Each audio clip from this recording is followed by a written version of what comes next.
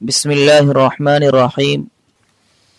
صرف 5 منٹ کا مدرسہ قرآن و حدیث کی روشنی میں 195واں دن 15 رجب المرجب۔ نمبر 1، اسلامی تاریخ۔ حضرت سعد بن ابی وقاص رضی اللہ عنہ کی کرامت۔ حضرت عمر فاروق رضی اللہ عنہ نے اپنے زمانے خلافت میں کسریٰ کو فتح کرنے کے لیے حضرت سعد بن ابی وقاص رضی اللہ عنہ کی عمارت میں ایک بڑا لشکر ایران کی طرف روانہ فرمایا۔ راستے میں انہیں دریائے دجلہ ملا۔ اس کو پار کرنے کے لیے ان کے پاس نہ کوئی کشتی تھی اور نہ ہی کوئی دوسرا راستہ، اور دریا کا پانی بھی کافی چڑھا ہوا تھا۔ حضرت سعد رضی اللہ عنہ نے لوگوں کو دریا پار کرنے کی دعوت دی۔ اس پر ایک جماعت تیار ہو گئی اور اس نے اپنے گھوڑے دریا میں ڈال دیے۔ پھر حضرت سعد رضی اللہ عنہ نے تمام لوگوں کو دریا میں کود جانے کا حکم دیا۔ اس پر تمام لوگ دریائے دجلہ میں اپنے گھوڑوں کے ساتھ کود پڑے۔ گھوڑے دریا میں اس طرح چل رہے تھے جیسے زمین پر ہوں، اور وہ لوگ دریا پار کرتے ہوئے آپس میں اس طرح باتیں کر رہے تھے جس طرح زمین پر چلتے ہوئے کیا کرتے ہیں۔ حالانکہ دریا بہت جوش میں تھا۔ ایرانیوں نے جب یہ منظر دیکھا تو گھبرا گئے اور اپنا ساز و سامان چھوڑ کر بھاگ نکلے، اور مسلمانوں کو اللہ نے فتح دی۔ ان کی وفات سن 55 ہجری میں حضرت معاویہ رضی اللہ عنہ کے دور خلافت میں ہوئی۔ نمبر 2، اللہ کی قدرت۔ نیند اللہ کی عظیم نعمت ہے۔ اللہ تعالی نے انسان کو بے شمار نعمتوں سے نوازا ہے۔ انہی میں سے ایک عظیم نعمت نیند ہے۔ جب آدمی سو جاتا ہے تو اس کا احساس و شعور ختم ہو جاتا ہے، اور آدمی اپنے گرد و پیش بلکہ اپنے جسم کے احوال سے بھی بے خبر ہو جاتا ہے۔ گویا اس وقت یہ قوتیں اس سے لے لی جاتی ہیں، مگر موت کی طرح نیند دیکھ کر پھر جیتی جاگتی زندگی کون عطا کرتا ہے؟ یقیناً یہ اللہ تعالیٰ ہی عطا کرتا ہے۔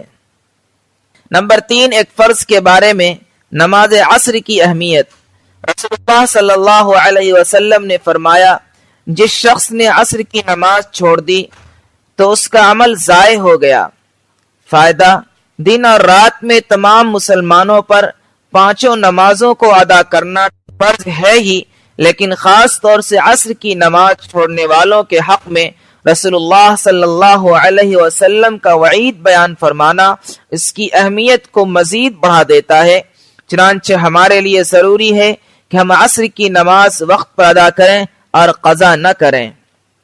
نمبر 4، ایک سنت کے بارے میں سامنے والے کی بات پوری توجہ سے سننا۔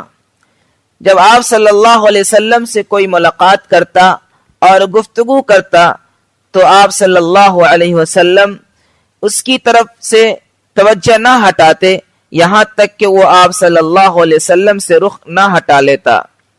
نمبر 5، ایک اہم عمل کی فضیلت، مصافحہ نہ کرنا۔ رسول اللہ صلی اللہ علیہ وسلم نے فرمایا، جب 2 مسلمان ملتے ہیں اور ایک دوسرے سے مصافحہ کرتے ہیں یعنی ہاتھ ملاتے ہیں تو ان کے جدا ہونے سے پہلے دونوں کی مغفرت کر دی جاتی ہے۔ نمبر 6، ایک گناہ کے بارے میں صحابہ کی سیرت کو داغدار بنانا۔ رسول اللہ صلی اللہ علیہ وسلم نے فرمایا، میرے صحابہ کے بارے میں اللہ سے ڈرتے رہنا، میرے بعد ان کو نشانہ مت بنانا۔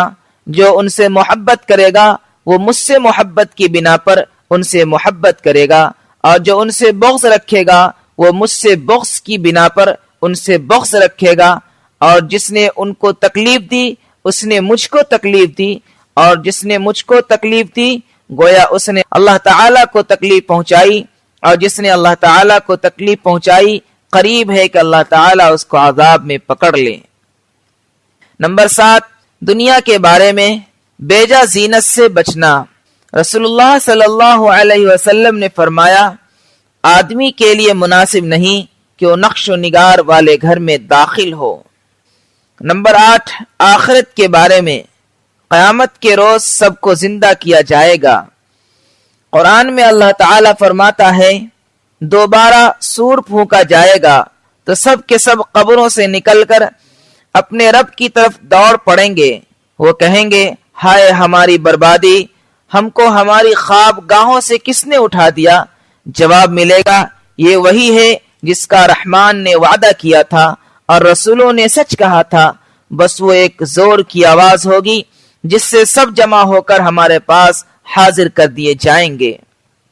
نمبر 9، طب نبوی سے علاج، مہندی سے علاج۔ رسول اللہ صلی اللہ علیہ وسلم نے فرمایا مہندی کا خضاب لگاؤ کیونکہ یہ تمہاری جوانی، حسن و جمال اور مردانہ قوت کو بڑھاتا ہے۔ نمبر 10، قرآن کی نصیحت۔